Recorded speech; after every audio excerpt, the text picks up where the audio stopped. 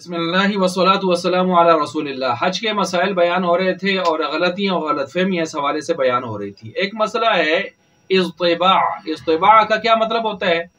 اصطباع کا مطلب ہے کہ حاجی جب احرام کی چادریں پہنتا ہے تو ایک خاص موقع پر اس کو چادر جو ہے ایک کندھے کے اوپر سے اور دوسرے کے نیچے سے اس کو گزارنی ہوتی ہے۔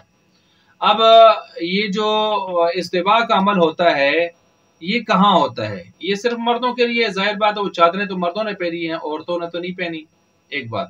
دوسری بات یہ ہے کہ یہ صرف عمرہ اور حج کا طواف جب آدمی احرام کی صورت میں کرتا ہے تو اس وقت اس کو اصطباع کرنا ہوتا ہے، وہ اصطباع کرتا ہے۔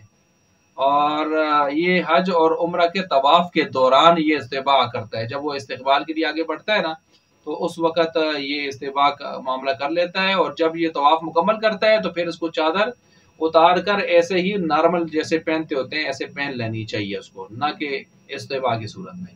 لیکن اس میں غلطی اور غلط فہمی کیا ہوتی ہیں کہ کچھ لوگ طواف کرنے کے بعد نفل پڑھتے ہوئے بھی اسی طرح ہوتے ہیں، اور اس کے بعد سعی کرنے کے لیے آتے ہیں تو صفا مروہ میں بھی اسی طرح بعض نظر آتے ہیں، بلکہ بعض دائیں بائیں پھر رہے ہوتے ہیں اور انہوں نے چادر اسی طرح ڈالی ہوتی ہے بعضوں نے، تو یہ بیچارے غلط فہمی کا شکار ہوتے ہیں۔